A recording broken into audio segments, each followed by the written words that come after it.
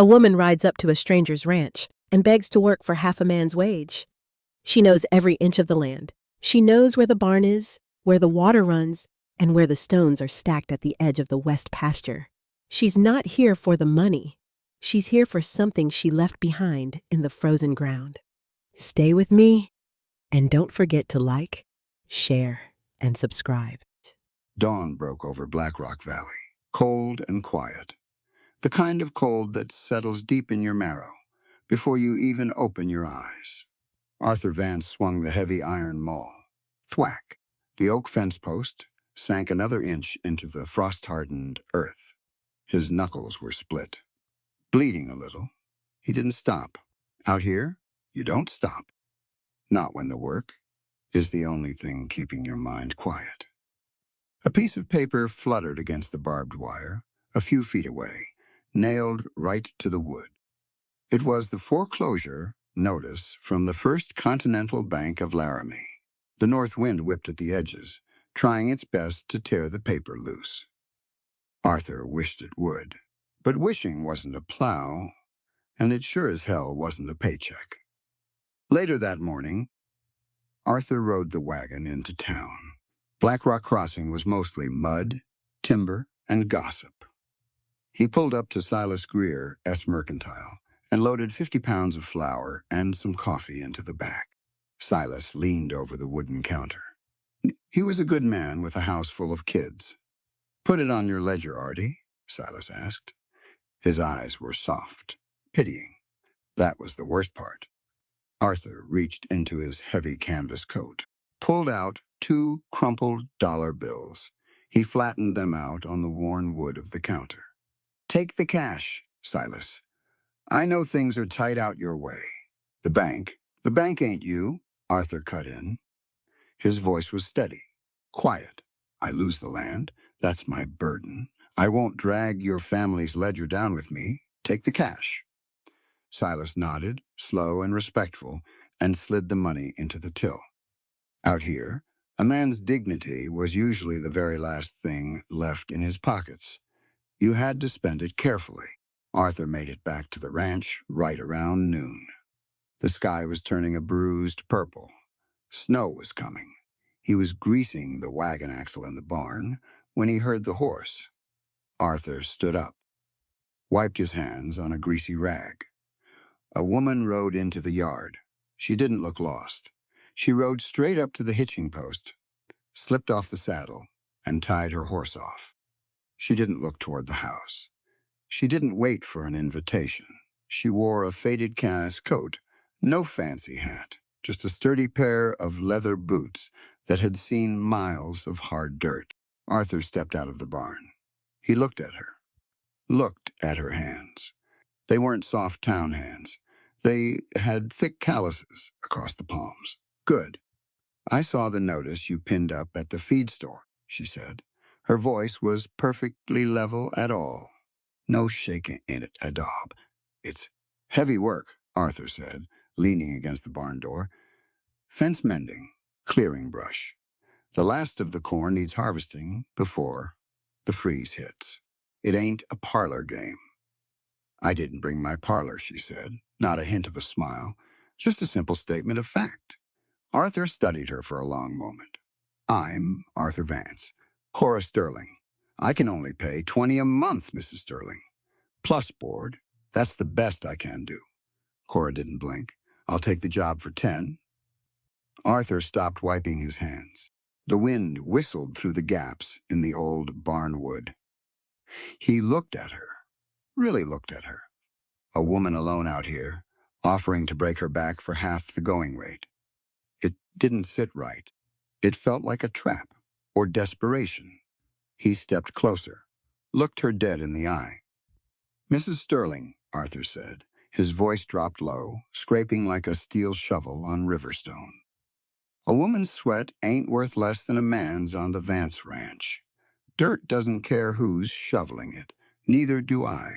You do the work, you get the full 20. Cora stayed quiet.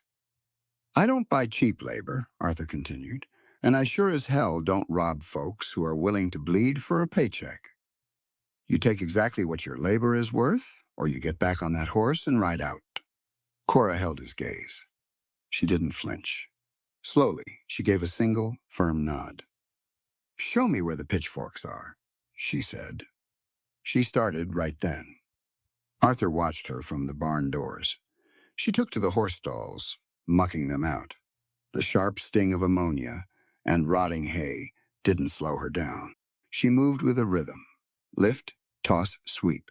Lift, toss, sweep. Arthur eventually left her to it and went back to the fence line. By sundown, he fully expected her to be gone, or at least sitting on the porch steps, exhausted, complaining about her back. Instead, he found her out by the water trough. She had taken a hammer and broken the fresh ice over the water. She was washing the dust from her face. She was shivering slightly in the evening cold, but she wasn't looking toward the warmth of the house. She was looking out toward the west pasture, staring at it. The sun was dipping below the ridge, throwing long, dark shadows over the frozen, empty grass. Arthur leaned against the corral fence. He knew what a hired hand looked like when they were just working for a meal. They watched the sun. They waited for it to go down so they could stop. Cora wasn't watching the sun. She was watching the land. She had worked like a demon all afternoon, and it wasn't for the $20. Arthur pulled his collar up against the wind. A shiver ran down his spine that had absolutely nothing to do with the weather. She was here for something else. And whatever it was rooted deep in the dirt of Black Rock Valley. Morning always came too early in Black Rock Valley. It did announce itself with a warm glow. It crept in, gray, biting. Arthur Vance was up before the sun. He always was. He lit the iron stove, threw in a handful of kindling. The fire caught, hissing against the damp wood. He put a pot of coffee on to boil, black and bitter. Then he started the oats. It was the same routine he'd had for 3 years. One bowl, one spoon, one man staring at the wall while he chewed. He heard the floorboards creak in the back room. Cora. He hadn't forgotten she was there. You don't forget when the air in a house changes. But he wasn't used to it. She walked into the kitchen, fully dressed for the cold. Canvas coat buttoned tight. Hair pulled back, no sleepy-eyed dawdling. She looked at the single bowl of oats on the table. Looked at Arthur. Arthur didn't say anything. He just reached into the cupboard, pulled out another bowl, and set it down. Cora shook her head. She walked past him to the pantry, brought out the flour, a tin of lard, and the baking powder. "Oats stick to the ribs," Arthur said. It wasn't a suggestion. It was a ranch rule. "Biscuits stick better," Cora replied. She didn't ask for permission. She just floured the cutting board. Her hands moved fast, practiced. 10 minutes later, a pan of thick, heavy biscuits went into the oven. They ate in silence. The coffee was Arthur's. It tasted like burnt dirt. The biscuits were Cora's. They were perfect. Flaky, heavy enough to carry you through to noon. Arthur ate 3. He didn't say thank you. He didn't have to. Cora saw the empty plate. That was how the first week went. 2 sets of rules, trying to exist on the same piece of dirt. They didn't bump into each other. They operated like 2 geese in a watch, spinning close, but never catching. On the 8th day, the frost set in. Hard Arthur was out in the lower barn. He had a roan calf down in the hay. The animal was breathing fast, shallow. Its coat was dull, hoof rot. The dampness from the creek bed had gotten into the split hoof, and the infection was climbing up the leg. Arthur stood over the calf, holding a bottle of caustic carbolic acid. It was the standard cure. You burn out the rot. It hurt like hell. Sometimes the calf lived. Sometimes the shock killed it. He unscrewed the cap. The chemical smell stung his eyes. "That'll just burn healthy flesh." Arthur turned. Cora was standing in the barn door. She carried a small canvas pouch over her shoulder. "It kills the rot." Arthur said. It kills the pain tolerance, too. The animal will stop eating from the stress. Arthur tightened his grip on the bottle. He was the boss.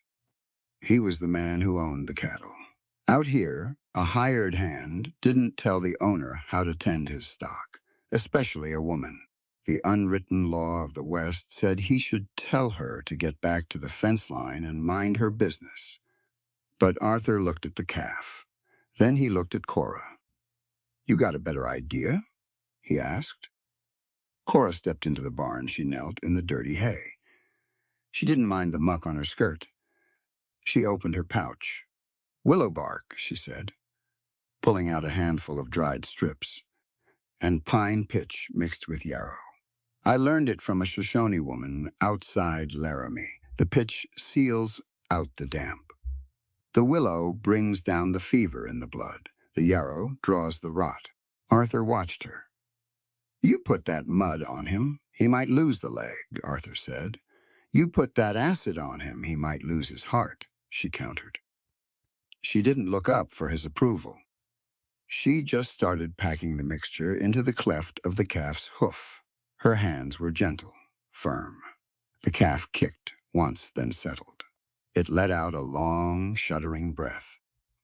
Arthur stood there holding the bottle of acid. He could have stopped her. He could have pulled rank. He put the cap back on the bottle. "Put it on the shelf. Keep an eye on him," Arthur said. Then he walked out to mend the fence. He didn't check the calf that night. He didn't check it the next morning. He let her do her job. It was a quiet thing, letting go of his pride.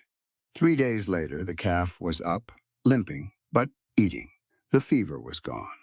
Arthur walked past the stall. He saw the animal standing.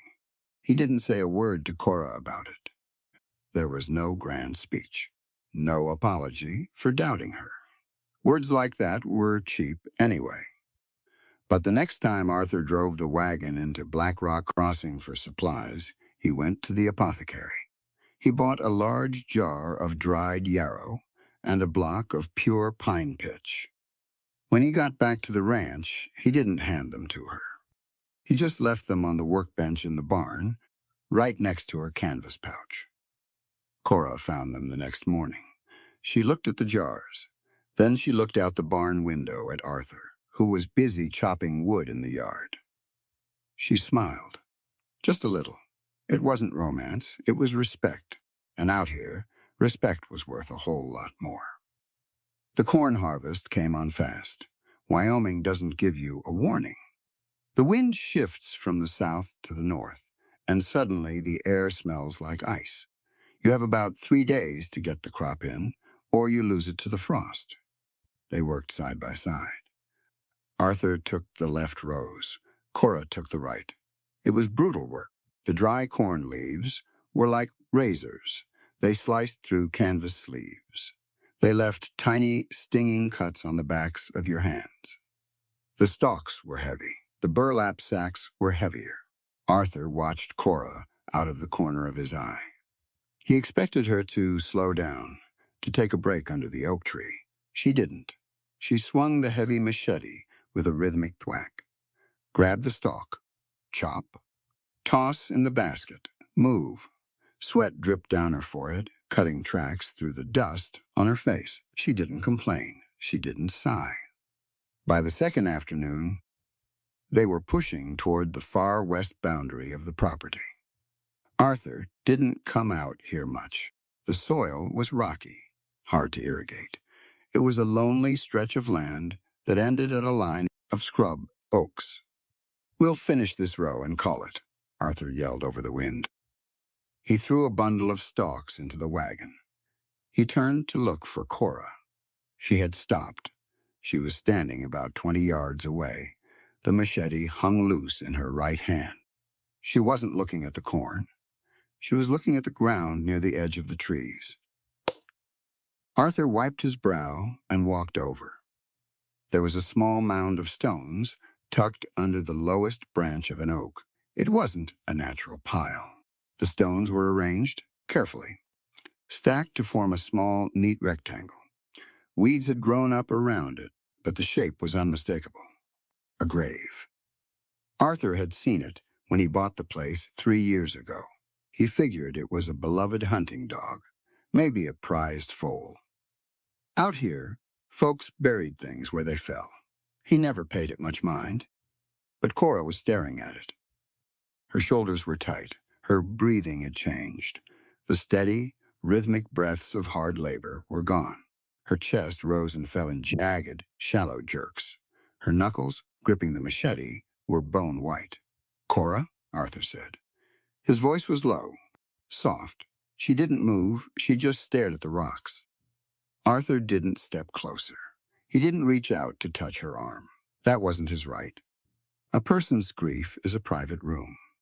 You don't just walk in uninvited. He stood exactly where he was. He anchored himself in the dirt, keeping his eyes on her, offering nothing but the solid presence of another human being. A full minute passed. The wind rattled the dry cornstalks. Slowly, Cora blinked. The tension broke. She took a deep, ragged breath and looked away from the stones. "I'll finish the row," she said. Her voice was thin, but it held. "Take your time," Arthur said. That night, the cold settled in hard. They sat in the main room of the cabin. The iron stove was glowing cherry red in the dark. Arthur was rubbing linseed oil into a stiff leather bridle. Cora was sitting in the rocking chair, darning a hole in one of Arthur's old woolen socks.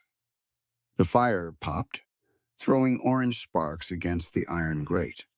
Arthur kept thinking about the west boundary, about the stones. "Winter's going to be bad this year," Arthur said, breaking the long silence. "Animals will drop, always do. A man learns to just count the losses and keep moving." It was a standard rancher's philosophy. It was how Arthur survived. Cora stopped her needle halfway through the wool. She looked at the fire. The orange light danced across her face, highlighting the exhaustion around her eyes. "That's what they teach men," Cora said. Her voice was quiet, but it filled the room. "Count the loss. Keep moving. Don't look back." Arthur stopped rubbing the leather. He looked up. "And they teach women something worse," she continued. She looked directly at Arthur now. Her eyes were sharp, piercing. "People expect a woman to bury her grief right alongside the pine box. We're supposed to keep the house quiet, keep the coffee hot, smile, so the men can focus on the bigger things." Arthur frowned slightly. "Nobody asks you to smile when it hurts. They don't ask. They demand it with their silence," Cora said. Her tone wasn't angry. It was painfully factual. A man is allowed to throw a bottle at a wall when he hurts. A man is allowed to ride off for 3 days and come back smelling like whiskey. But if a woman cries over an empty bed or a tiny grave, she's told she's being hysterical. She's told she's making it harder on the man. So she swallows it. Cora held his gaze. "But silence doesn't heal a wound, Arthur. It just traps the infection inside. It lets it fester until it eats you alive." The room went dead quiet. Arthur stared at her. Her words hit him like a physical blow, not because they were wrong, because they were entirely, brutally right. He looked away, looked over at the mantel. There was a small, dusty photograph in a wooden frame. It was Martha, his wife. When Martha died of the typhoid fever 3 years ago, Arthur hadn't cried. He hadn't thrown a bottle. He had simply walked out of the bedroom, picked up his hammer, and started fixing the porch. He worked for 14 hours straight. Folks in town said he was strong. They said he was a pillar of iron. But Arthur knew the truth. He hadn't been strong. He had been a coward. He was so terrified of the grief that he ran from it. He packed it into a tight, dark box inside his chest and locked the door. He hadn't spoken Martha's name out loud in 3 years. He had swallowed the loss, just like Cora said, and it had been eating him alive from the inside out ever since.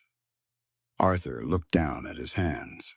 They were calloused, scarred, strong enough to break a wild colt. But they couldn't fix this. He didn't offer a rebuttal. He didn't try to defend the way of the world. He just nodded slowly. "You're right," Arthur said. His voice was thick, rough. "It eats you alive." Cora watched him. She saw the glance at the mantle. She saw the heavy droop of his shoulders.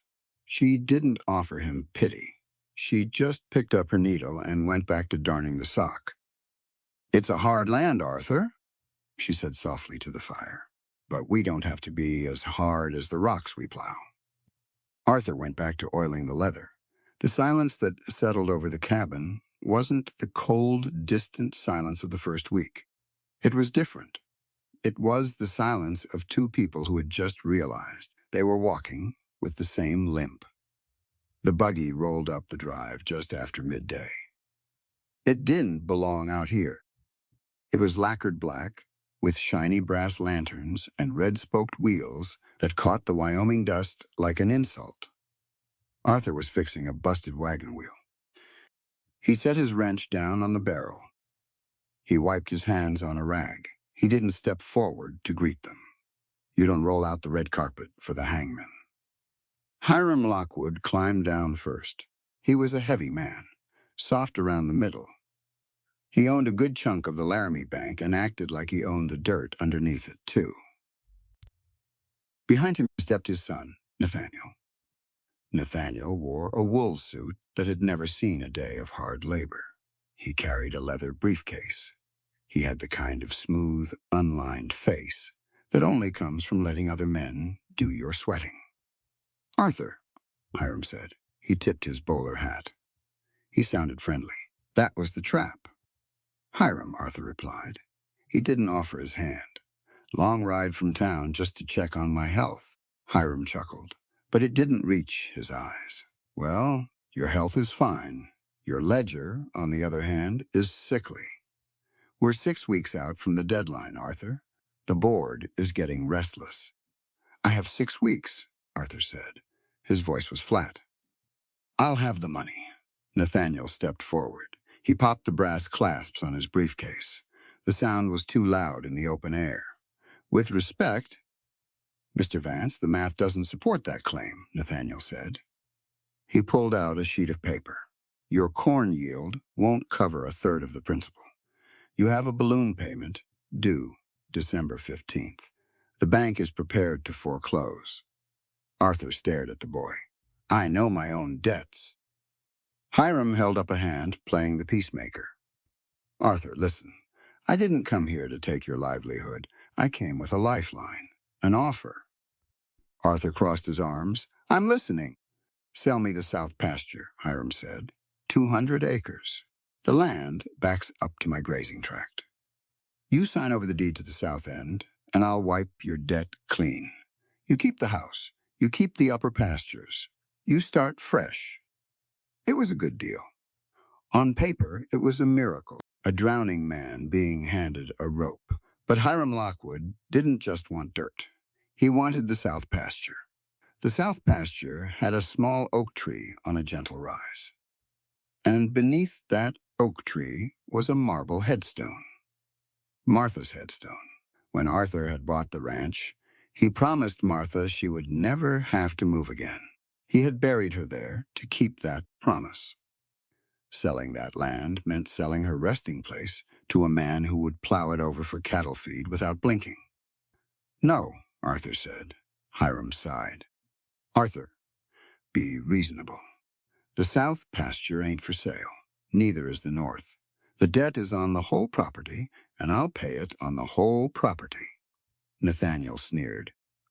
He slid the paper back into his briefcase. "This is exactly why the territory is struggling. Stubborn men clinging to sentiment instead of commerce. You're holding on to a graveyard, Vance, and you're dragging your credit down with a dead woman." Arthur uncrossed his arms. The air in the yard suddenly felt very thin. His hands balled into fists. Before he could take a step, a heavy bundle of chopped cedar slammed into the dirt. Thud. Nathaniel jumped back, startled. Cora walked out from the side of the woodshed. She was wearing her leather work gloves. Her face was smeared with ash and sweat. She didn't look at the wood she had just dropped. She looked straight at Nathaniel. "Something funny, boy?" Cora asked. Nathaniel recovered his posture. He looked her up and down, taking in the dirty canvas coat and the men's boots. A smirk crawled onto his face. "I see you've resorted to hiring women, Mr. Vance," Nathaniel said, addressing Arthur but looking at Cora. "No wonder the farm is failing. There's a reason the law doesn't let women hold property deeds. They act on emotion. They don't understand reason, and they certainly don't understand the mechanics of capital." Cora took off her right glove. She slapped it against her thigh. The sound cracked like a bullwhip. "Let me tell you about your reason, Mr. Lockwood," Cora said. Her voice wasn't loud. It didn't shake. It was pure tempered steel. "Your reason is sitting in a clean office, stealing land, soaked in the blood and sweat of working people, using a few drops of ink. You draft laws that strip a woman of her rights the second she says, 'I do,' turning her into nothing more than inventory on a husband's ledger." Nathaniel's face flushed red. "Now see here, I am speaking." Cora cut him off. She took a step toward him. Nathaniel actually took a half step back. "Our emotion is what keeps the fire lit. It's what keeps the cattle fed when it's 20 below. It's what honors the people who built this place. Don't you ever confuse your twisted laws with morality, boy. One is written by thieves. The other is lived by human beings." Hiram's mouth fell open. He looked at Arthur, expecting the rancher to put his hired hand in her place. Arthur didn't. Instead, Arthur took a slow, deliberate step forward. He moved right between Cora and the two men. He squared his broad shoulders, physically shielding her from their gaze. He didn't look back at her. He didn't have to. It was a silent wall, an absolute declaration of solidarity. "You heard the lady," Arthur said. His voice was a low rumble. "The south pasture isn't for sale. Now, get off my land before I forget my manners." Hiram glared. He grabbed his son by the arm. "You're a fool, Arthur," Hiram spat as he climbed into the buggy. "I'll see the sheriff out here on the 16th. We'll take it all." They drove off. The buggy wheels kicked up a cloud of dust that hung in the air long after the sound of the horses faded. Arthur stood in the yard. He watched the dust settle. He had just signed his own death warrant. He had refused a lifeline to protect a promise. He felt Cora step up beside him. She didn't say anything. She didn't thank him for standing up for her, and she didn't apologize for speaking her mind. She just looked out at the south pasture. "You didn't sell," she said quietly. "No," Arthur said. "It's going to be a hard 6 weeks. I've survived worse." Cora nodded. She pulled her leather glove back on. She adjusted the cuff. "Then we'd better get back to work," she said. She walked back to the woodshed and picked up her axe. Arthur listened to the rhythmic, heavy thwack of the blade hitting the cedar. He looked at his hands. They were trembling, just a little. But for the first time in 3 years, his chest didn't feel hollow. He picked up his wrench and he went back to work. The encounter with the Lockwoods changed the air on the ranch. It wasn't a sudden burst of frantic energy. It was a cold, calculated tightening, like a sailor pulling in the ropes before a squall. Arthur needed to know exactly where he stood. If Lockwood was going to send the sheriff with a surveyor, Arthur needed the original boundary maps. He couldn't afford to lose a single foot of grazing land to a drawn line. 3 days after the buggy left, it rained, a cold, miserable sleet that made outdoor work impossible. Arthur took a kerosene lantern and went into the back room of the house. It was a storage room. He rarely went in there. It was full of broken chairs, rusted plows, and things left behind by the folks who owned the place before him. The air smelled like dry rot and old dust. He moved a stack of molded feed sacks. Tucked into the corner, half buried under a rotting saddle, was a tin lockbox. The lock was busted, rusted through. Arthur pried it open with a flathead screwdriver. Inside were papers, old bills of sale for horses, receipts from a seed company that went out of business 10 years ago, and folded neatly at the bottom, wrapped in a piece of oilcloth, was a heavy parchment document, the original land deed. Arthur unfolded it carefully. The parchment was stiff. The ink was faded, but the cursive was elegant and clear. He scanned past the legal jargon, looking for the surveyor's coordinates. His eyes hit the bottom of the page, the signatures of the original deed holders. Arthur froze. He held the lantern closer. The yellow light flickered over the names. He read them once. Then he read them again. Transferred this day, May 14, 1872, to the lawful possession of Thomas Bennett and his wife, Cora Bennett.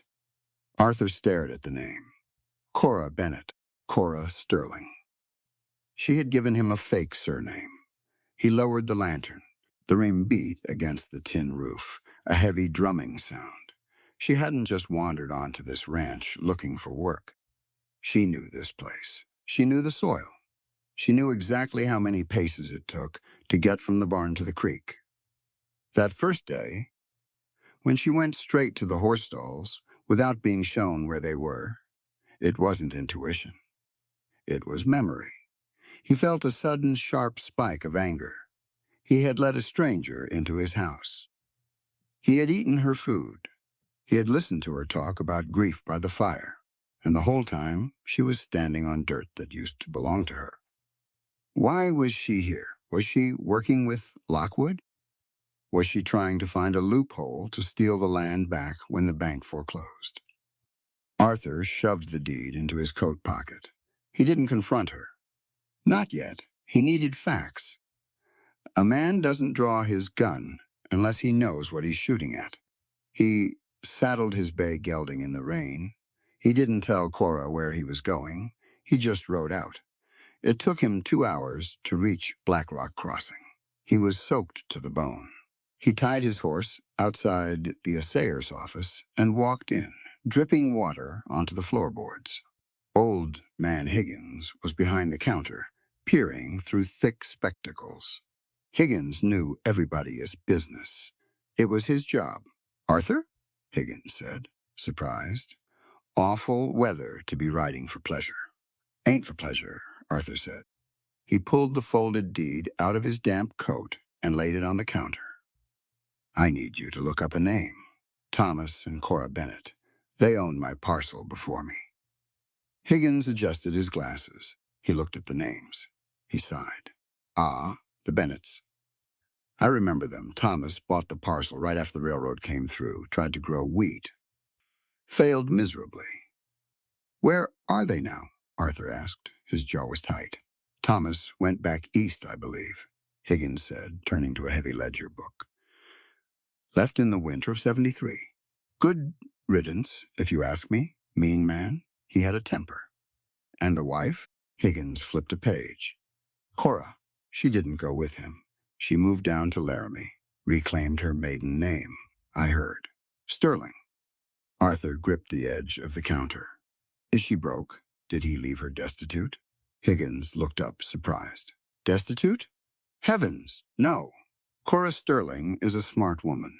She got a job as a schoolteacher.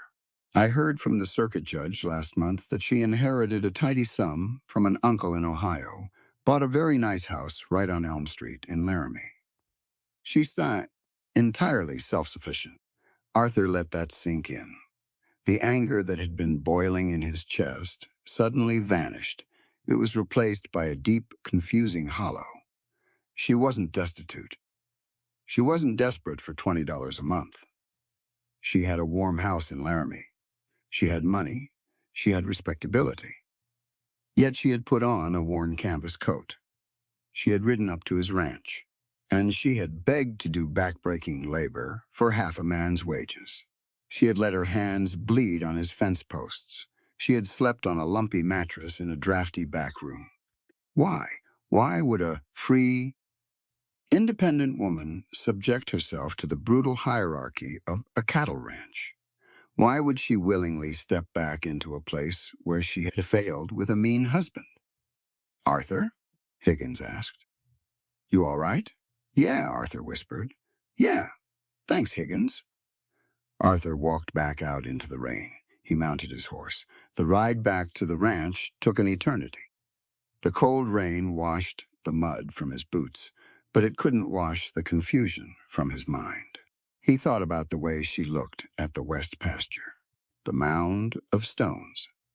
He thought about what she said by the fire. People expect a woman to bury her grief right alongside the pine box. When he finally crested the ridge and saw his cabin, the rain had stopped. The sky was a bruised gray. There was smoke curling from the chimney. The horses were fed.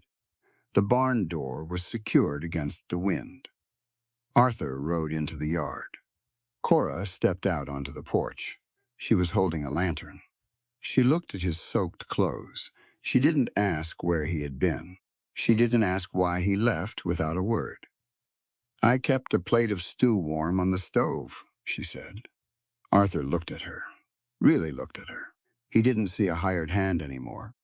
He saw a woman carrying a ghost. A woman who had walked away from a comfortable life, stripped away her pride, and returned to the harshest dirt in Wyoming. She hadn't come for the land. She hadn't come for the money. She had come for something else, something she couldn't leave behind. Thank you, Cora, Arthur said softly. He didn't pull the deed from his pocket. He didn't demand answers. Out here, you don't force a trapped animal out of its den. You sit in the quiet. You leave the door open, and you wait for them to trust you enough to step into the light. Winter didn't arrive in Black Rock Valley. It invaded. The frost thickened into ice. The ground turned to iron. Every chore took twice as long and hurt twice as much. Arthur was up in the hayloft of the main barn. The wind had torn a few shingles loose the night before, and the damp was threatening the winter feed. He was balancing on a narrow crossbeam, holding a heavy wooden mallet in one hand and a handful of iron nails in the other. His boots were slick with morning frost. He shifted his weight to reach the far rafter.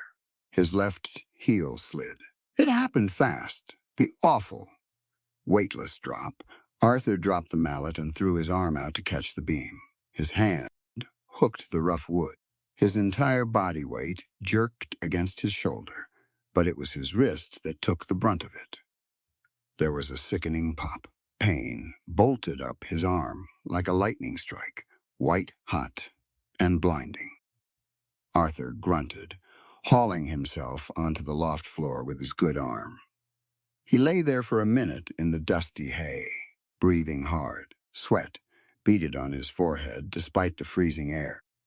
He sat up and looked at his left wrist. It was already swelling, angry red and turning purple, dislocated, maybe sprained to hell.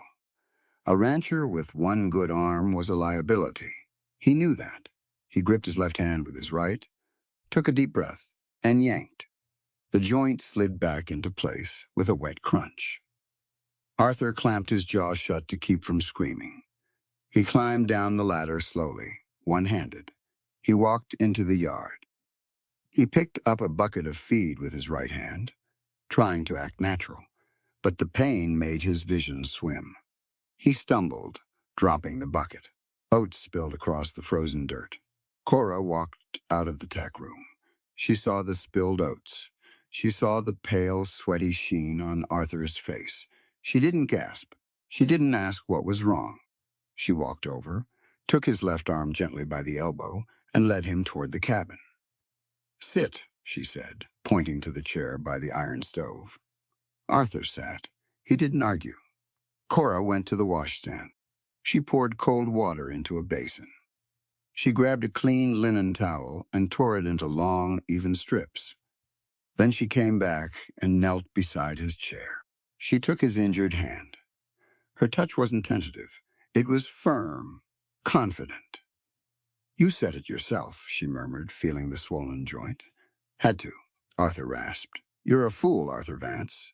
You could have pinched a nerve and lost the hand." She dipped the linen into the cold water, wringing it out.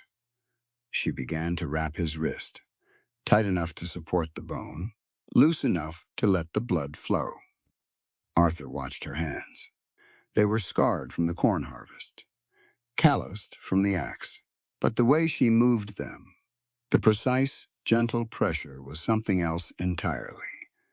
These weren't just the hands of a hard worker.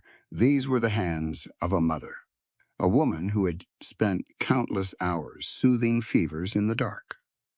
"You've done this before," Arthur said quietly. Cora didn't look up. She tucked the end of the bandage neatly under the fold.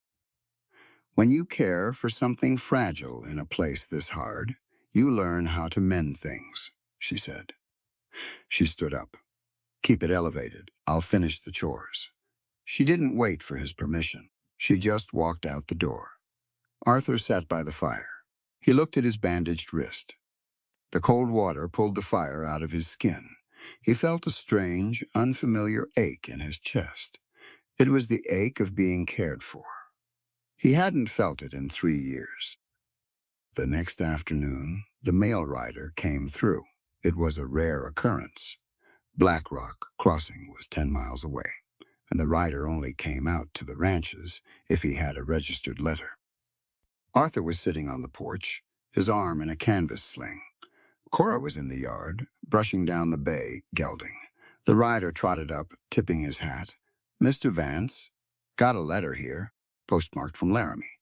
But it's addressed to a Mrs. Cora Sterling." Cora stopped brushing the horse. Arthur stood up. He walked over, took the envelope with his good hand, and nodded to the rider. "Much obliged." The rider tipped his hat and rode off. Arthur turned to Cora. He held out the letter. She wiped her hands on her apron. She took the envelope. She looked at the handwriting. Arthur saw her chest stop moving. She stopped breathing entirely for 3 seconds. It was January. Arthur remembered what Higgins had told him. He remembered the grave at the edge of the west pasture. Cora tore the envelope open. She pulled out a single sheet of paper. She read it. She didn't cry. She didn't make a sound. But the piece of paper in her hand began to shake. A violent, uncontrollable tremor. She folded the letter slowly. She walked past Arthur, stepping up onto the porch. But she didn't go inside the cabin. She walked to the far end of the porch railing. She gripped the wood with both hands. She stared out across the frozen fields, facing west, toward the mound of stones. Arthur stood in the yard. The old Arthur, the man he was 3 weeks ago, would have walked away. He would have found a chore to do in the barn, giving her privacy. That was the cowboy way. Leave folks to their misery. But Arthur looked at her rigid shoulders. He remembered her words by the fire. Silence doesn't heal a wound, it just traps the infection. Arthur walked into the cabin. He moved clumsily with one hand, but he managed to put the kettle on the stove. He found the tin of loose tea. He waited for the water to boil. He poured 2 mugs. He walked back out onto the porch. Cora hadn't moved. She was still gripping the railing, staring west. The wind was whipping her loose hair across her face, but she didn't brush it away. Arthur didn't say her name.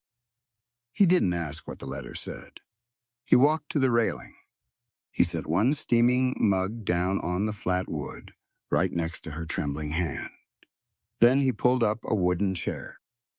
He set it about 3 feet away from her, close enough that she could reach out and touch him if she wanted to, far enough away that she had her own space. He sat down. He held his own mug in his good hand, and he looked west, right alongside her. He didn't offer empty platitudes. He didn't tell her it would be all right. He didn't try to fix it. He just sat there, an anchor in the storm. An hour passed. The sun began to sink, casting long purple shadows over the frost. The tea in their mugs went ice cold. Arthur didn't move. He let the cold bite into his bones. Finally, as the last sliver of the sun dipped below the horizon, Cora's grip on the railing loosened.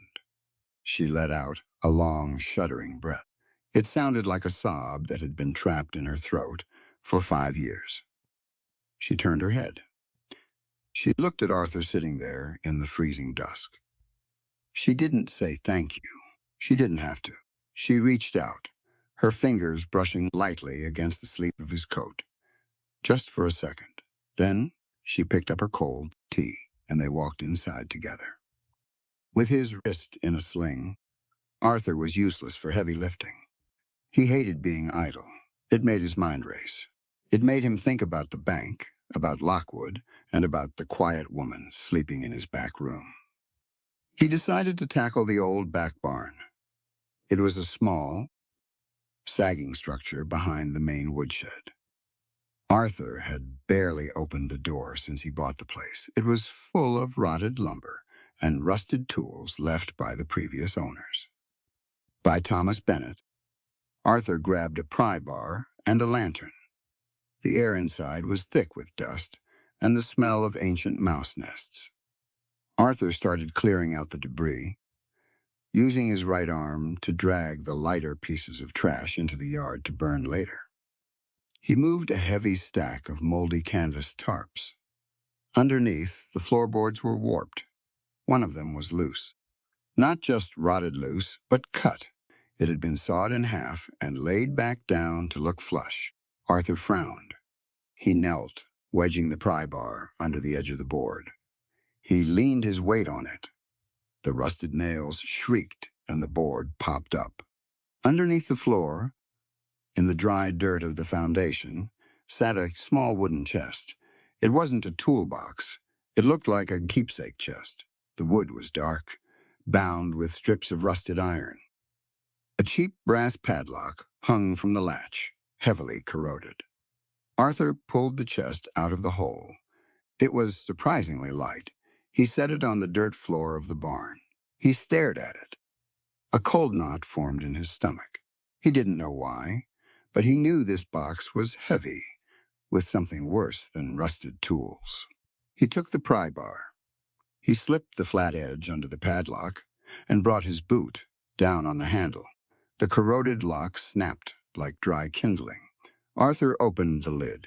There was nothing but a rough, brown burlap sack inside. The top was tied shut with a piece of faded red twine. Arthur reached in. His hand was trembling. The cowboy tore open the sack and froze in silence. He didn't move. He stopped breathing. The dust motes danced in the lantern light, but Arthur Vance was perfectly still. Inside the torn burlap was a tiny dress. It was made of cheap yellow cotton, faded and soft from 100 washings. It was meant for a little girl, maybe 3 or 4 years old, small enough to fit in the span of Arthur's 2 hands. Beneath the dress lay a rag doll. Its button eyes were loose, its yarn hair was tangled, and resting on the chest of the doll was a folded piece of coarse paper. Arthur picked it up. He unfolded it. The letters were crude, written in thick black charcoal by a child's unsteady hand, the kind of letters a mother teaches her daughter to write by the light of the fire. "Mama, don't leave me." Arthur dropped the paper. It fluttered to the dirt. The breath rushed out of his lungs in a ragged gasp. The pieces clicked together in his mind with brutal, terrifying clarity. The Bennett family. The grave in the west pasture. Cora Sterling. Higgins had said, Thomas Bennett left in the winter of 73. He said Cora didn't go with him, but Arthur knew the law. He had sat in enough town hall meetings. In 1873, a married woman had no legal identity. She was covered by her husband's rights. She couldn't own land.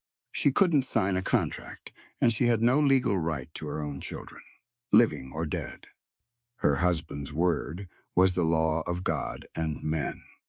Thomas Bennett had failed on this land, and when their daughter died, he decided to leave. Cora hadn't wanted to go.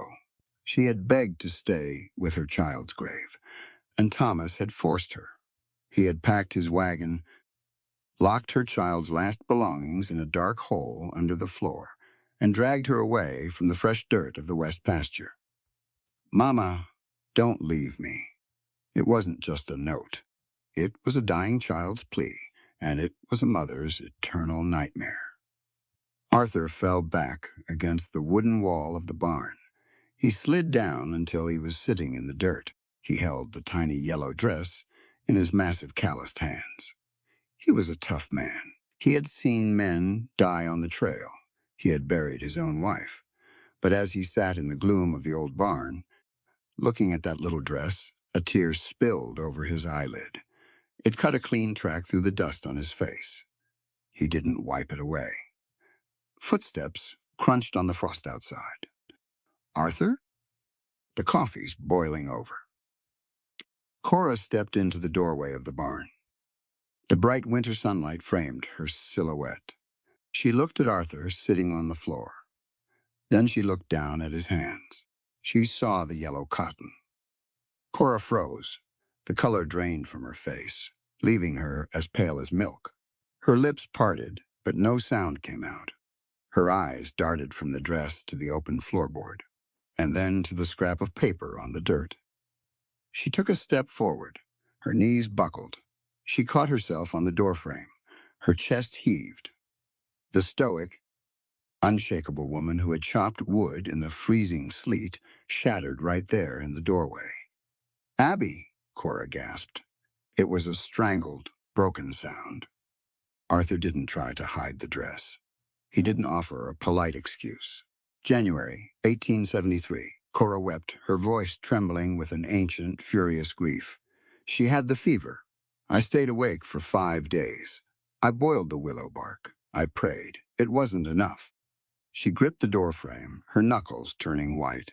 Her eyes burned with a fire that was directed not at Arthur, but at the world. "The ground was frozen solid," Cora said, her voice rising, shaking the dust from the rafters. "Thomas made me dig the grave, and then the next week, he said, we were leaving. The bank was calling the loan. He said there was nothing left here but bad luck." Tears streamed down her face. "I begged him, Arthur. I fell on my knees in the dirt, and I begged him to let us stay. I offered to plow the fields myself, but the damn law, said I was his property. The sheriff told me to get in the wagon. Thomas dragged me away by my arm before the dirt on her grave was even dry. He locked her things away so I couldn't look at them. He told me a woman's tears can't plow a field." She stumbled forward, dropping to her knees in the dirt. "That note," Cora sobbed, pointing a shaking finger at the paper. "She wrote it the night the fever took her sight. She was so scared I would go to the well and never come back. She made me promise, and I left her. I left my baby in the cold, unmarked dirt."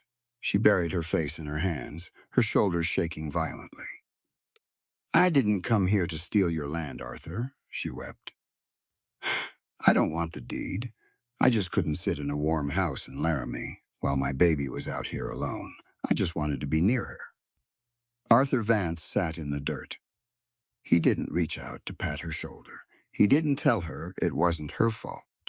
Those were a man's clumsy tools, and they had no place in this barn. Instead, Arthur slowly pushed himself up. He stood tall in the cramped space. He looked down at the tiny yellow dress in his hands. He brushed a speck of dust off the faded collar. Very carefully, with the utmost respect, he folded the little sleeves inward. He smoothed the fabric flat. Then he dropped slowly to one knee in front of Cora. He didn't speak. He just held out his hands. Cora looked up through her tears. She saw the folded dress. She saw the absolute, unbroken reverence in the cowboy's eyes. She reached out with trembling hands and took the dress. She pulled it to her chest, burying her face in the faded yellow cotton, letting out a cry that tore a hole straight through the roof of the barn. Arthur bowed his head. He stayed kneeling in the dirt, guarding her as she, finally, after 5 long years, held her daughter again. The morning after the barn was different. It wasn't the cold, rigid silence of 2 strangers. It was the exhausted, hollow quiet of a battlefield after the smoke finally clears. Arthur sat at the kitchen table. His left wrist throbbed in its sling. His coffee was black. It tasted like ash, but he'd drank it anyway. From the back room, he heard the dull thud of a leather saddlebag hitting the floor. He didn't move. He just stared at the iron stove. A few minutes later, Cora walked into the kitchen. She was wearing her heavy canvas coat. Her hat was pulled low. She carried her saddlebag over her shoulder. Her face was pale, the skin tight around her eyes, but she held her chin level. She set a small stack of folded dollar bills on the table. "That's for my board," Cora said. Her voice was steady, but it lacked its usual iron edge. "And for the feed my horse ate." Arthur looked at the money. He didn't touch it. "You earned your keep 10 times over, Cora. Put that away." "I lied to you," she said simply. "Not with words, maybe, but with my silence. I came here under false pretenses. I broke your peace, Arthur, and I'm sorry for it." She wasn't asking for forgiveness. She was stating a fact. She was packing up her grief and taking it with her so it wouldn't weigh him down. A younger man might have stood up. He might have blocked the door. He might have thrown out a bunch of desperate, romantic words to make her stay. He might have told her she was acting foolish. But Arthur Vance was 46 years old. He had lived long enough to know that when a person's pride has been stripped to the bone, the last thing you do is take away their right to choose. Thomas Bennett had forced her onto a wagon. He had treated her like luggage. Arthur would not do the same. If she needed to leave to reclaim her dignity, he had to let her walk out the door. "You didn't break my peace," Arthur said quietly. "You just showed me I didn't have any to begin with." Cora held his gaze. For a second, the mask slipped, and he saw the profound, bone-deep exhaustion underneath. "Goodbye, Arthur," she whispered. "Safe travels, Mrs. Sterling." She walked out. She saddled her horse in the freezing wind. Arthur stood by the window and watched her ride down the long dirt track toward Black Rock Crossing. He watched until she was nothing but a dark speck against the gray Wyoming sky. Then he watched until the speck was gone. The house felt massive, empty. It felt like a tomb. Arthur turned away from the window. He looked at the stack of bills on the table. He scooped them up, walked over to the stove, and tossed them into the fire. He had work to do. He walked out to the main barn. He bypassed the daily chores. He walked straight to the back of the lumber pile. He had a stack of cured white oak, the good stuff. He had been saving it to build a new porch come spring. He pulled the heavy boards out, one by one. His left arm was practically useless, the wrist swollen and stiff, but he didn't care. He clamped the wood to the sawhorses. He grabbed a cross-cut saw with his right hand. He worked until the sun went down. The next morning, he hitched the draft horse to the sled. He loaded the cut oak, a post-hole digger, a heavy iron mallet, and a bucket of nails. He drove the sled out to the west pasture. The ground was frozen solid, like hitting solid rock. Every time Arthur drove the iron bar into the dirt, the shock traveled up his good arm, rattling his teeth. It took him 2 hours to dig the first hole. He had to dig 4. He didn't stop to eat. He drank icy water from a canteen and kept digging. This wasn't ranch work. This was an apology, not his apology. An apology from a world that had treated a grieving mother like property. By the end of the second day, he had the posts set. By the end of the third day, the fence was built. It was small, just a neat, perfect square around the mound of stones. The oak was sanded smooth, the joints tight and flush. It was strong enough to keep out the wandering cattle, and beautiful enough to belong in a town cemetery. Arthur knelt in the freezing dirt. He took a heavy block of the remaining oak. He pulled his hunting knife from his belt. He wasn't a woodcarver. His cuts were slow, deliberate. He slipped once, slicing open the meaty part of his thumb. He wiped the blood on his jeans and kept carving. When he was finished, he drove the wooden marker deep into the soil at the head of the stones. It read, "Abigail, beloved daughter, this ground is yours." Arthur stood up. His back screamed in protest. His hands were blistered and bleeding. He took off his hat and held it over his chest. He stood over the grave of a child he had never met, and he bowed his head. "You're safe now, little one," Arthur whispered to the wind. "Nobody's ever going to forget you're here that night." Arthur sat by the light of a single kerosene lantern. His knuckles were wrapped in rags. He dipped a steel pen into a bottle of black ink. He pulled out a sheet of paper. He wasn't a man of many words. He didn't know how to dress up his feelings, so he wrote the exact, brutal truth. "Dear Cora, the west pasture is secure. I built a proper fence around her, oak. It will hold against the snow. I carved a marker so folks will know her name." Arthur paused. The fire popped in the stove. He dipped the pen again. "A society that forces a mother to abandon her dead child is a crippled one. A law that says a woman is a man's property is a law written by cowards. I can't undo what he did to you, but I can make sure it stops at my fence line. This land will always have a place for you and Abby. Even if the bank takes it tomorrow, I swear to God I will make the new owner bow their head to that grave before I hand over the keys. You don't owe me a reply. You don't owe me anything. Just know she isn't alone. Out here, Arthur Vance." He folded the letter. He sealed it in an envelope. The next morning, he rode into Black Rock Crossing. He handed the letter to the postmaster. He paid the postage. He didn't expect to see her again. He had done what was right, not what was profitable. That was enough. He rode back to the ranch to wait for the snow and to wait for Hiram Lockwood. December hit Black Rock Valley like a swung hammer. The skies turned the color of bruised iron. The wind howled down through the canyon, carrying fine, biting snow that stung the skin like glass. Arthur was running out of time. The balloon payment was due on the 15th. It was the 12th. He had sold the last of his winter calves. He had sold his silver pocket watch, everything except Martha's timepiece, which stayed firmly in his chest pocket. He had emptied his savings, and he was still $400 short. $400 might as well have been $4 million. He spent the morning in the barn, oiling harnesses. He was preparing to lose. He was trying to figure out how to pack a life into a single wagon. He heard the crunch of hooves on the frozen snow. Arthur stopped rubbing the leather. He stood up, grabbing the Winchester rifle, leaning against the stall. He thought it was Lockwood coming early with the sheriff. He stepped out of the barn, racking the laver. It wasn't Lockwood.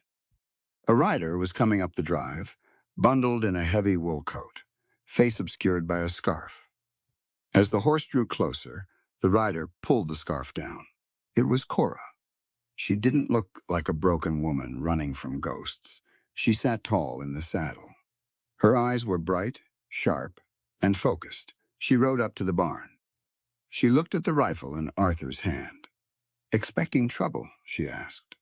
Her voice was clear, ringing in the cold air. Arthur slowly lowered the barrel. "Lockwood, he's not due for 3 days," Cora said. She swung down from the saddle. She tied the horse to the post with quick, efficient movements. Arthur stared at her. Cora, what are you doing here? I got your letter. I told you. You didn't owe me a reply. I just wanted you to know she was looked after. I know what you wanted, Arthur, but you don't get to dictate how I answer. She brushed past him, walking straight into the cabin. Arthur followed, leaning his rifle against the wall. Cora took off her hat and her heavy coat. She stood by the stove, warming her hands. She looked around the cabin. It was messier than when she had left. Dishes in the sink, dust on the floor. She reached into her skirt pocket. She pulled out a thick, leather-bound envelope. She walked over to the kitchen table. She opened the envelope. She pulled out 3 crisp bank drafts, stamped by the First National Bank of Cheyenne. She laid them flat on the table. $450, Cora said. Arthur looked at the drafts. Then he looked at her. His brow furrowed in confusion, which quickly hardened into a wall of pride. No, Arthur said immediately. He took a step back. Absolutely not. It covers the balloon payment. And leaves 50 for winter feed, Cora said, ignoring his refusal. I don't take charity, especially not from a woman who just got her life back together. It isn't charity, Cora shot back. I don't care what you call it. I ain't taking your money, Cora. I failed to make the yield. It's my debt. I'll carry it. He reached out, trying to push the drafts back across the table toward her. Cora slammed her hand down on top of the papers. The crack echoed in the quiet cabin. Arthur stopped. He looked up at her eyes. They were blazing. Arthur Vance, Cora said, her voice dropping to a dangerous, deadly calm. If you refuse this because of your damned male pride, then you are a fool. And if you refuse this because I am a woman, then you are no better than the men at the bank. Arthur stiffened. That ain't fair, Cora. I just won't be beholden to you. Beholden? Cora laughed. A harsh, dry sound. Do you think I'm doing this to trap you? Do you think I want to own you? She stepped around the table. She closed the distance between them until she was standing inches from his chest. She pointed a finger hard into his breastbone. I spent my entire marriage being told I was incapable of understanding finance, Cora said, her words hitting him like physical blows. I was told my money belonged to my husband. I was told my only job was to suffer in silence while men made the decisions. She took a breath, her chest heaving. I sold my house in Laramie, Arthur? Arthur's eyes went wide. You what? I sold it. This is the equity. This is my money. I earned it. I kept it safe. And I am choosing to invest it. She looked out the window toward the west pasture. You built a fence around my daughter, Cora said, her voice suddenly softening, though the steel remained underneath. You stood in the dirt and told a society that hates women to go to hell. You proved that this land doesn't belong to the Lockwoods of the world. It belongs to the people who bleed for it. She looked back at him. I am not a victim anymore, Arthur. I am a survivor, and I am not offering you charity. I am offering you a partnership. Equal shares, both our names on the deed. We pay Lockwood, we keep the land, and we run this ranch together. Arthur stared at her. He saw the fierce, unbroken spirit of a true pioneer. This wasn't a woman asking for a savior. This was a warrior offering her sword in the middle of a siege. His pride flared up one last time, a dying ember in the wind. A man was supposed to protect. A man was supposed to provide. But out here, survival didn't care about a man's pride. Survival required allies. Arthur looked down at the bank drafts. He looked at her calloused, scarred hands resting on the table. Hands that had mucked out his stalls. Hands that had bound his broken wrist. He slowly let out a long breath, the tension drained from his shoulders. Both our names, Arthur repeated quietly. Both our names, Cora confirmed. Or I put this money back in my pocket, and I ride back to town. Arthur looked at her. A slow, genuine smile cracked the hard lines of his face. It was the first time he had smiled in years. "You're a terrifying woman, Cora Sterling." "I try my best," she replied, not breaking his gaze. Arthur reached out. He didn't pull her into a desperate embrace. He didn't kiss her. He held out his right hand. Cora looked at his hand. She reached out and gripped it. It was a firm, calloused handshake, the kind men made to seal cattle deals. But this was infinitely deeper. It was a pact between two battered souls who had decided to stop fighting the world alone. "All right, partner," Arthur said softly. "Let's go buy our dirt back." They walked out of the cabin together. The wind was still howling. The snow was starting to fall heavier now, dusting the yard in white. As they walked side by side toward the barn to saddle the horses for town, Arthur didn't feel the cold. He looked toward the west pasture. The new oak fence stood stark and strong against the gray sky. They weren't just saving a ranch. They were saving a home. And for the first time in a very long time, Arthur Vance knew exactly what that word meant. First Continental Bank of Laramie smelled of cigar smoke, oiled floorboards, and greed. Arthur walked in first.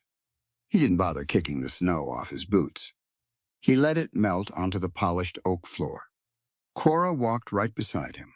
Not behind him, beside him. Hiram Lockwood was sitting behind a massive mahogany desk. His son, Nathaniel, stood by the window, admiring his own reflection in the glass. Hiram looked up. He smiled. It was the smile of a butcher looking at a fat calf. "Arthur," Hiram said, lacing his thick fingers together. "I admit, I didn't expect to see you today. I thought you'd be packing the wagon." Arthur didn't sit in the offered chair. He stood in front of the desk. "I'm here to settle the ledger," Arthur said. Hiram chuckled.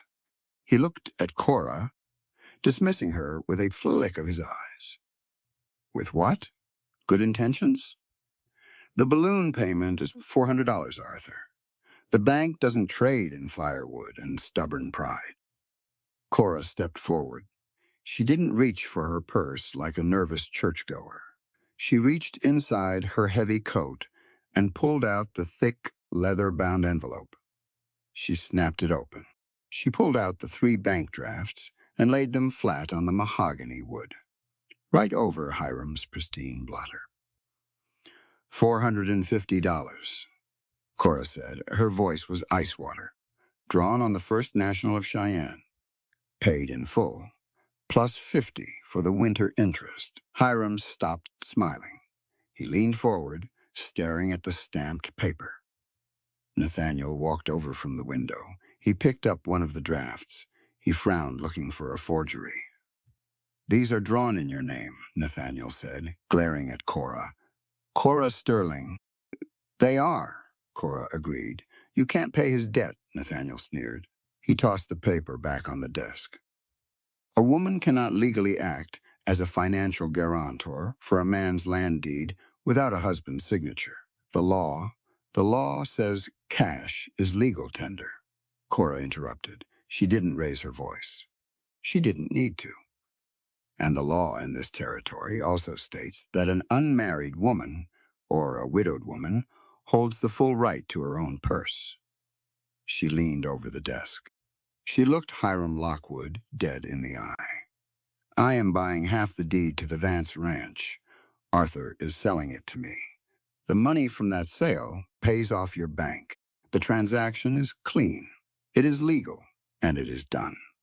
Hiram's face turned an ugly shade of plum. He looked at Arthur. "You'd sell half your land to a hired girl just to spite me?" "She ain't a hired girl," Arthur said. His voice rumbled through the quiet bank. "She's my partner, and she's a damn sight smarter than anyone in this room. Draw up the new deed, Hiram." Nathaniel opened his mouth to argue, but Hiram held up a hand. The older man knew when he was beaten. Cheyenne bank drafts were good as gold. If he refused them, the circuit judge would have his head. Hiram signaled to a clerk. 10 minutes later, the heavy parchment was laid out on the desk. Arthur took the steel pen. He signed his name. Arthur Vance? He handed the pen to Cora. Nathaniel watched her with a bitter scowl. You're making a mistake, Vance. Letting a woman put her name on a property deed. It disrupts the natural order of things. Cora dipped the pen in the inkwell. She didn't look at Nathaniel.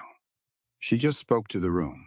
The natural order you're talking about is just men being afraid of sharing the earth, Cora said softly. A society that builds its wealth by keeping women and the poor from owning the dirt they bleed on isn't natural. It's just a theft dressed up in a suit. She signed her name, bold, clear, Cora Sterling. She set the pen down. Arthur took the deed. He folded it carefully and slid it into his coat pocket. He looked at Hiram. Don't send any more buggies out my way, Hiram. The road is closed. They walked out of the bank. The cold winter air hit them, crisp and clean. Arthur stopped on the boardwalk. He looked at Cora. She was pulling her gloves on, her breath pluming in the freezing air. She looked exhausted, and she looked magnificent. You handled him, Arthur said. Men like that only respect paper, Cora said. So I buried him in it. Arthur chuckled. It felt good. It felt like breathing for the first time in years.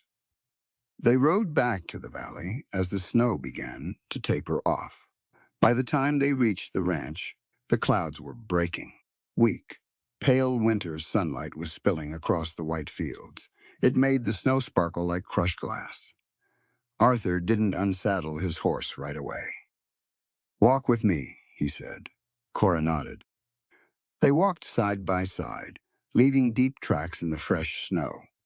They walked past the barn, past the quiet creek, straight out toward the west pasture. They stopped at the new oak fence. The wood looked stark and strong against the white ground. The carved marker stood tall at the head of the stones. Abigail, beloved daughter, this ground is yours. Cora reached out. She rested her gloved hand on the top rail of the fence. Arthur stood beside her. He reached his right hand inside his heavy canvas coat. He felt the familiar, smooth silver of the pocket watch, Martha's watch. He had carried it over his heart for 3 years. He had never opened the lid. He had used it as a shield, a heavy, cold weight to remind him of what he had lost. He pulled the watch out. He looked at it in his palm.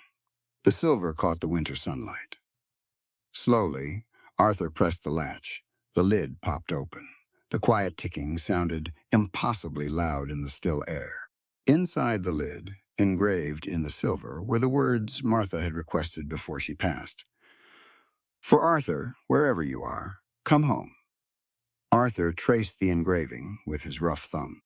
He didn't feel the crushing, suffocating panic he usually felt when he thought of Martha. He just felt a quiet, profound sadness and peace. He closed the lid with a soft snap. He turned to Cora. He held the silver watch out to her. Cora looked down at it. She knew what it was. She knew he had clung to it like a drowning man to a plank. She didn't reach for it immediately. Arthur, that S. Martha S. I know, Arthur said. His voice was thick but steady. Martha told me to come home. I spent 3 years thinking home was a place, a cabin, a piece of dirt. He reached out, gently taking Cora's hand, and pressed the silver watch into her palm. He folded her fingers over it. Meeting you, I realized something, Arthur said softly. Home isn't a building. Home is the place where our grief is allowed to exist without judgment. You let me keep my ghosts, Cora. You didn't ask me to bury them. You just sat with me in the cold. Cora looked down at the watch in her hand. A single tear slipped down her cheek, freezing before it hit her collar. You built a fence around my heart, Arthur, she whispered, looking at the oak rails guarding her daughter. No, Arthur said. I just reminded you that it was worth protecting. There was no grand proposal, no dropping to one knee. There was no need for it. The papers at the bank bound their finances. But, standing here in the snow, handing over the heaviest piece of his past, Arthur Vance bound their lives together. They stood there in the quiet winter sun, two survivors, equal partners, sharing the same patch of sky. Epilogue, Spring, 1879. The thaw came late to Black Rock Valley, but when it came, it was fierce. The creek swelled with ice melt. The prairie grass pushed up through the mud, violent and green. Arthur and Cora were tearing up the rotted floorboards in the kitchen. They had decided to expand the cabin, to build a proper sitting room. They were working side by side with crowbars, pulling up the ancient pine boards that had laid there for 30 years. Arthur wedged his bar under a particularly stubborn plank near the hearth. He leaned his weight back. The wood gave way with a screech of rusted nails. He reached down to clear the debris. His hand brushed against something wrapped in oilcloth, wedged tight between the stone foundation and the floor joist. "Cora," Arthur called out. She walked over, wiping sweat from her forehead with the back of her wrist. Arthur pulled the bundle free. It was bound with a piece of brittle hemp twine. It was covered in decades of dust. They sat on the floor near the open door. The warm spring breeze blew through the cabin. Arthur cut the twine with his pocket knife. He folded back the stiff, yellowed oilcloth. Inside lay a stack of letters. The paper was brittle, the edges crumbling. The ink was a faded, rusty brown. Cora carefully picked up the top letter. She looked at the date.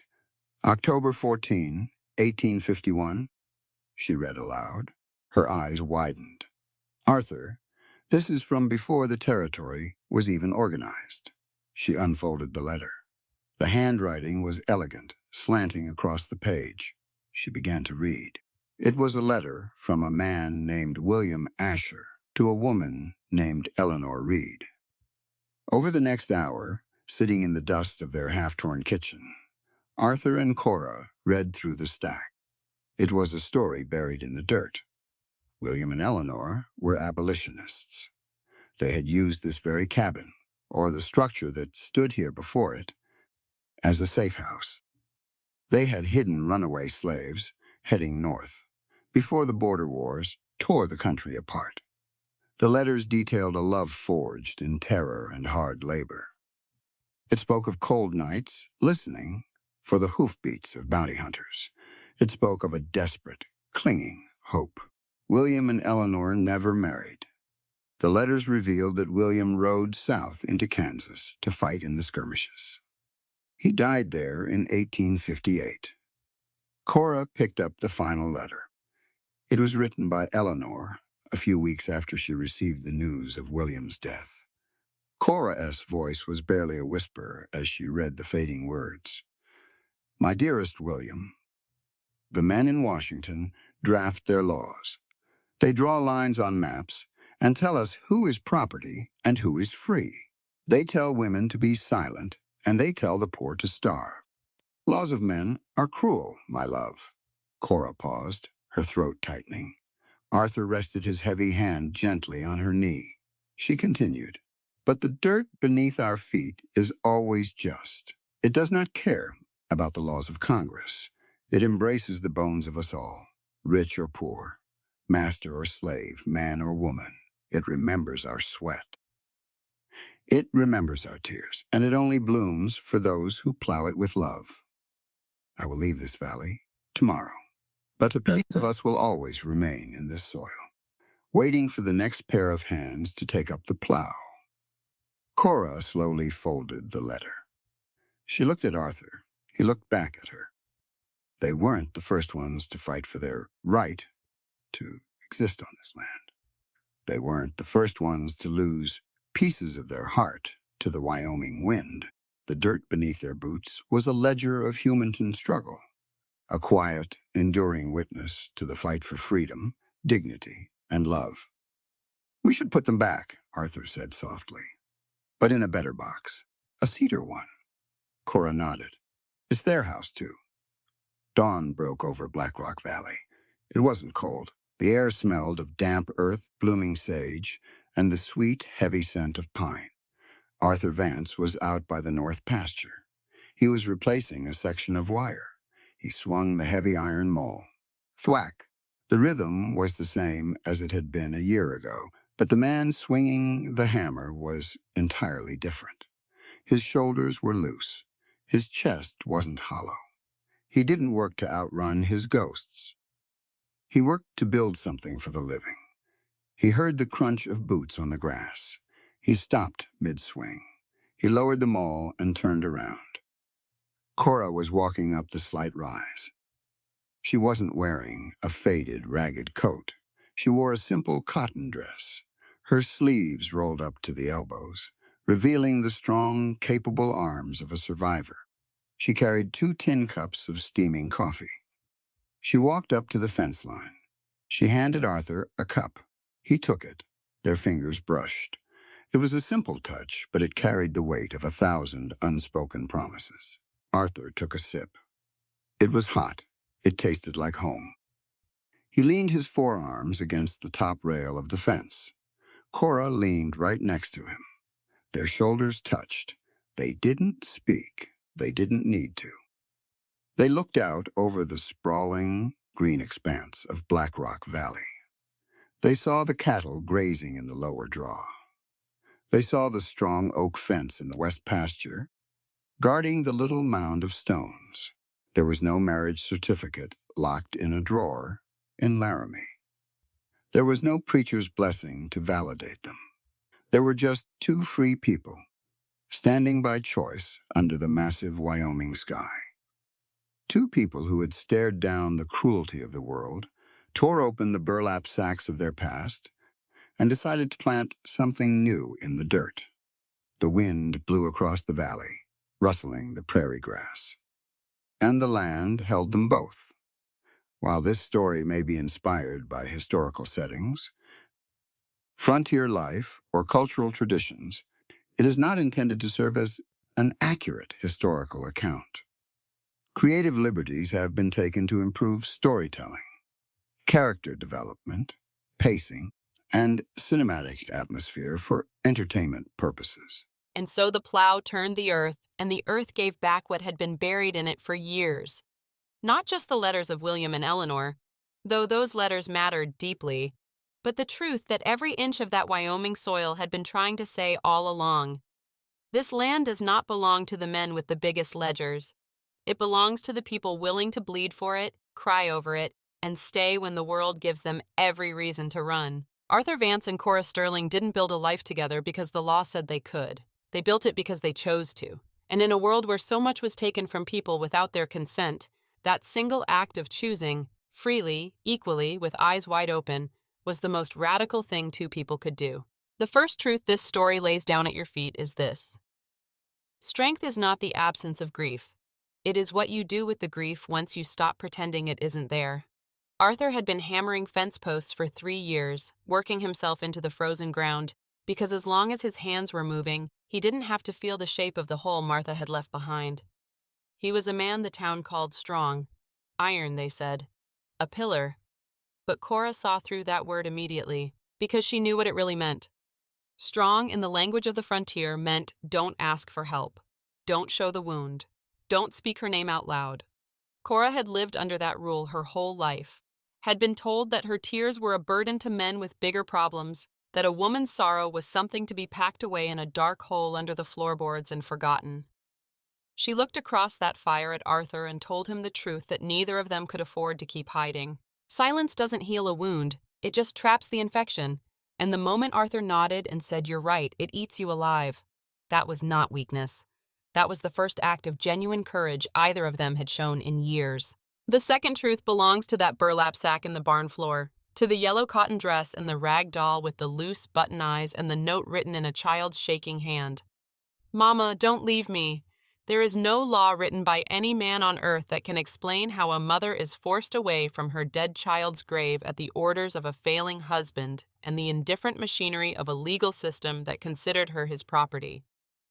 There is no explanation that makes it right, but what this story tells us, what Cora's 5 years of carrying that grief tell us, is that the wound doesn't close just because the law says it's over. She had a warm house in Laramie. She had her uncle's inheritance. She had every practical reason to stay safe and comfortable and far away from the dirt where her heart was buried. She came back anyway because love doesn't follow property lines. It doesn't care about deeds or foreclosures or the sneering opinion of men in wool suits who have never once knelt in the mud over a tiny grave. She came back because her daughter was still there, alone in the cold, and no amount of legal finality could make a mother stop showing up. Arthur understood that, and instead of asking questions or demanding explanations, he picked up a crowbar, dug post holes in frozen ground with a broken wrist, and built a fence out of the finest oak he owned, wood he had been saving for himself. He built it as an apology from a world that owed her one. He built it because he knew that the only thing a person can do when justice arrives too late is to make sure it arrives anyway. The third truth is the one Eleanor Reed left behind in that faded letter, the one that rose up from under the floorboards like a voice from the very foundation of the land itself. The laws of men are cruel, but the dirt beneath our feet is always just. It does not care about the laws of Congress. It only blooms for those who plow it with love. William and Eleanor fought for the freedom of strangers at the cost of everything they had. Silas and Clara fought for a child's dignity against the cold machinery of property law. Cora fought for her right to own her grief, her money, and her name. Arthur fought for a promise made to a dead woman, and then fought even harder for the living one standing in his barn. This land, all of it, the frozen Wyoming clay, the root cellars and the oak fences and the half-torn kitchen floors, this land remembers every act of decency that has ever been performed upon it. It holds the sweat and the tears and the choices of every person who refused to be cruel when cruelty would have been easier. And perhaps that is the deepest thing this story gives us. Not a love story, though it is deeply loving. Not a legal triumph, though justice is finally served. It is a story about what happens when two people decide, in the middle of the worst winters of their lives, to stop burying things, to stop packing their pain into tight, dark boxes and sliding them under the floorboards, to stop pretending that endurance is the same as living.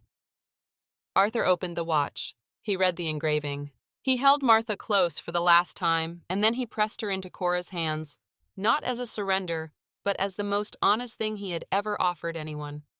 He said, "This is the heaviest thing I own, and I trust you with it." And Cora, who had crossed the territory on a borrowed salary and a breaking heart, heard what he was really saying. She heard, "You are not a burden.